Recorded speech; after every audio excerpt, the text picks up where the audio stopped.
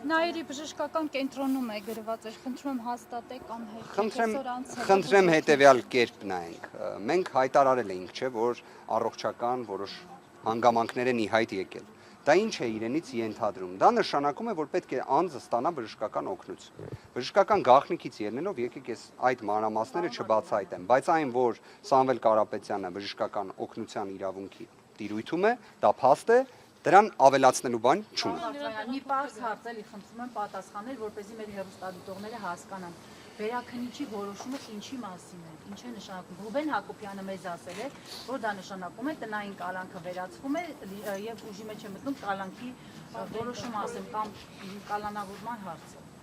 Վարույթ հարուցելու մասին որոշումը բեկանվել է վերաքննիչ քրեական դատանի կողմից հակակոռուպցիոն ուղղվածությամբ։ Արդյոք դրա հետևանքը ի վերջո դա է։ Այո, բայց արդյոք դատարանը հենց ուղիղ գնահատականը տվել է տնային կալանք թե կալանք, ասում եմ, որ ոչ։ Կարող էր արդյոք այդպես անել, կարող էր, այդպես չի արել։ Հիմա մնացած հարցերը ուղղեք Սուրեն Խաչատրյանին օրինակ։ Ամեն դեպքում պարոն Կարապետյանը տեղափոխվել է մեկուսարեն, երբ բժշկական հարցերը ըստ այս որոշման 48 ժամվա համար, եթե անձը չունենար բժշկական օգնության եւ սպասարկման անհետաձգելի իրավունքի իրացման հարցեր, այո, այդ հարցը կարող էր դիտարկվել։ Այսինքն պետք է 48 ժամվա ընթացքում, որովհետև հունվարի 18-ին լրանում է անձի անձնական ազատության իրավունքի սահմանափակման հարցը, բայց ինչի եմ ասում կարող է, որովհետև օրինակ այսօր դատավոր Դոլմազյանը քննության առարկա պետք է դարձնի տնային կալանքի երկարաձգման հարցը, տնային կալանքի, եւ եթե օրինակ տնային կալանքի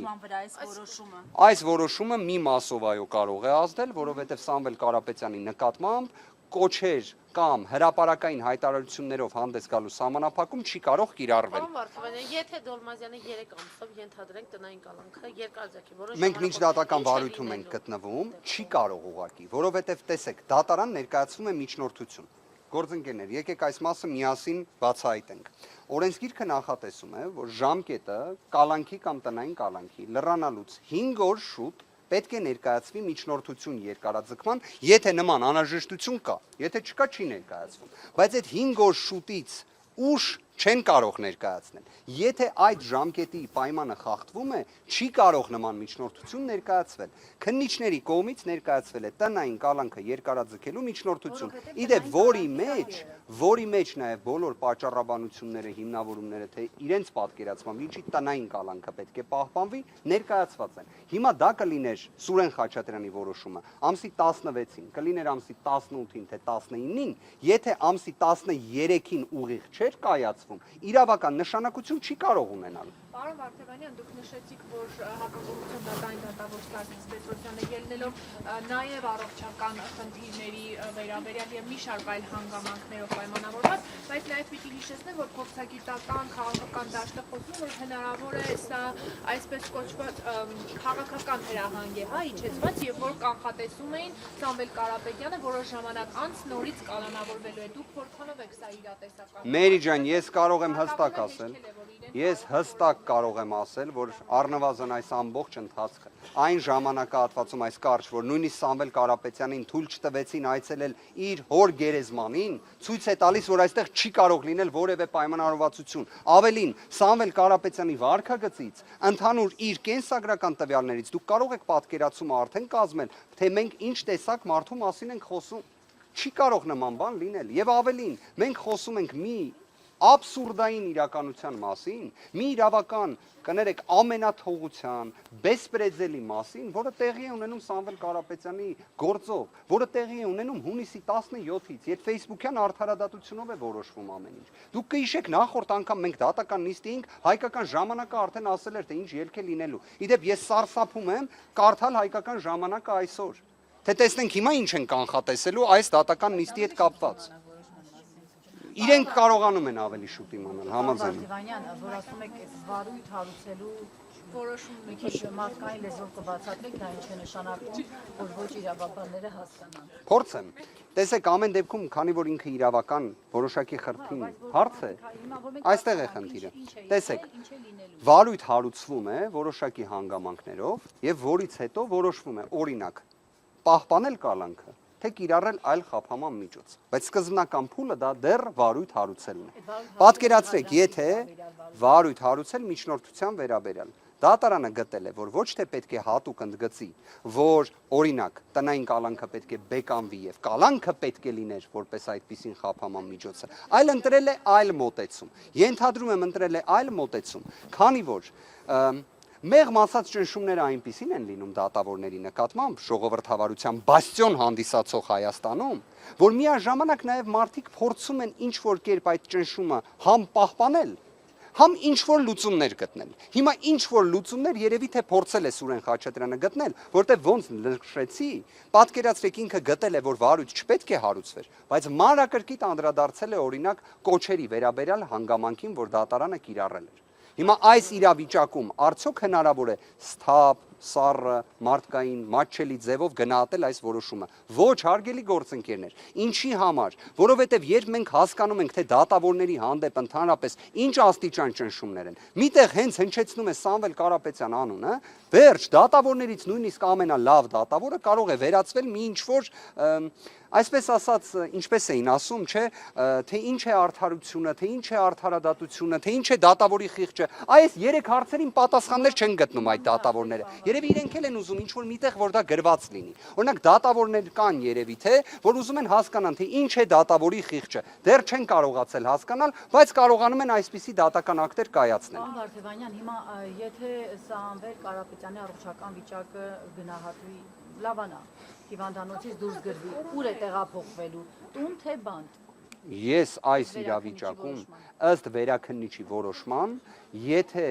դիտարկենք իրավիճակը, որ բժշկական օգնության եւ սպասարկման հարցը չլիներ, միևնույնն է չենք կարող պատասխանը տալ, որովհետեւ արդեն կա դատական նիստ նշանակված տնային կալանքի երկարաձգման հարցով։ Ինչի համար եմ սա ընդգծում։ Պատկերացրեք, եթե օրինակ դատավոր Դոլմազյանը կիրառում է վարչական հսկողությունը որպես խափանման միջոց եւ իր դատական ակտում արձանագրում է, որ որոշումը մտնում է օրինական ուժի մեջ հենց դատական նիստերի դալիճից։ Ինչ է լինում այդ ժամանակ անձը, անկախ նրանից թե երբ է լրանում ժամկետը խափանման միջոցի, դուրս է գալիս դատական նիստերի դալիճից։ Իրավական կազուս է էլի առաջացել, հա, պարոն Վարդևանյան։ Որոշակի առումով, այո, բայց խնդիրը ուրիշ բանում է։ Հակասություն ես չեմ տեսնում ինչու, որովհետև հունվարի 13-ից գիծ ենք քաշում, գործընկերներ։ Հունվարի 13-ից անդին այլևս հնարավորություն տնային կալանքի խափանման միջոցից զատ ավելի խիստ խափանման միջոցի իրավական կառուցակարգ չկա։ Գտեք ցանկացած իրավաբանի, ասեք կա տենց մեխանիզմ թե չէ։ Քրեական դատավարության օրենսգիրքը ուղիղ սևը սպիտակով այդ կարգավորումը նախատեսել է 5 օր շուտ։ Այլ հարց երևի թե Սուրեն Խաչատրյանից կարող է լինի հիմա դժգոհություն։ Օրինակ, ասեն ինչի ամսի 13-ին չէր տվել դատական ակտը։ Օրինակ ինչի չի արել Սուրեն Խաչատրյանը։ Այ հիմա կարող է նորից հարց առաջանա Սուրեն Խաչատրյանի խիղճը, արդարադատությունը, արդարությունը ինչա, ոնց է։ Բայց մի բան կարող եմ ասել, իսկապես ես մարդկայնորեն նույնիսկ ինչ որտեղ սարսափում եմ մեր դատական համակարգից։ Սարսափում եմ, որպես իրավաբան իսկապես ինքը վախենալու երևույթ է, որ ստացվում է դատավորը կարող է իսկապես նման դատական ակտ կայացնել։ Այսինքն նման կերպ փորձի իրավիճակը մեկնաբանել։ Բայց ես հասկանում եմ նաև այն աստիճան հակասականության մեջ են իրենք։ Իրենք էլ չեն հասկանում երևի թե ինչ փորձեն անել այս ճնշումների պայմաններում։ Իրականում Սամվել Կարապետյանը երբ դեռևս հունիս ամսին իր առաջին հայտարարություններից մեկում, որը դիմել էր հանրությանը Արմավիր քրեակատարողական հիմնարկում գտնվելու ընթացքում, նույն ինքը Չոբան Քյարայի քրեակատարողական հիմնարկից վերջինիս կողմից հենց նշվել էր ընդհանրապես դատական համակարգի խնդիրները, ընդհանրապես դատավորների անկախության խնդիրը, որ իրականում դատավորները ոչ թե անկախ են, այլ կախյալ են։ Եվ այս հանգամանքների վերաբերյալ իր խոստումները ներկայացրել էր։ Իդեպ ճանաչելով արդեն Սամվել Կարապետյանին առավել քան լավ, վստահ եղեք այդ խոստումը կատարելու է։ Պարոն Վարդևանյան, դուք նշեցիք, որ ավելի քան 6.5 ամիս է Սամվել Կարապետյանը գտնվել է ԱԱԾ մեկուսանում եւ որևէ հետազոտություն չի անցել, բայց եւ ԱԱԾ մեկուսարանում գտնվելու պատճառով է Սամվել Կարապետյանի առողջական վիճակը վատացել, բայց եթե չեմ սխալվում, պարոն Կարապետյանը պիտի նաեւ կարողանար իր ուզած բժշկի մոտ, այսպես ասած, գնալ բժշկական հետազոտություն։ Դուք պարզապես մեջբերում եք կառավարության վերաբերելի որոշումից, ինչպես նաև ձերբակալված եւ կալանավորված անձանց իրավունքներին վերաբերող նորմատիվ նորմատիվ իրավական ակտից դրույթ։ Այո, այն ամբողջությամբ չի գործել Սամվել Կարապետյանի դեպքում։ Այո, այն բազմաթիվ այլ կալանավորների դեպքում գործում է եւ պետք է գործի, բայց Սամվել Կարապետյանի դեպքում չի գործել։ Եվ ես հատուկ եմ ընդգծում, որ Սամվել Կարապետյանի առողջության հետ կապված այն իրավիճակը, որը կա, որը վստահաբար լուծվելու է։ Վստահաբար այս առողջական խնդիրները հաղթահարելու է Սամվել Կարապետյանը, որտեղ նորից եմ ասում, մենք խոսում ենք ուժեղ հայ տղամարդու մասին, որի նկատմամբ չարամտորեն նման գործողություններ են կատարվել։ Ես այստեղ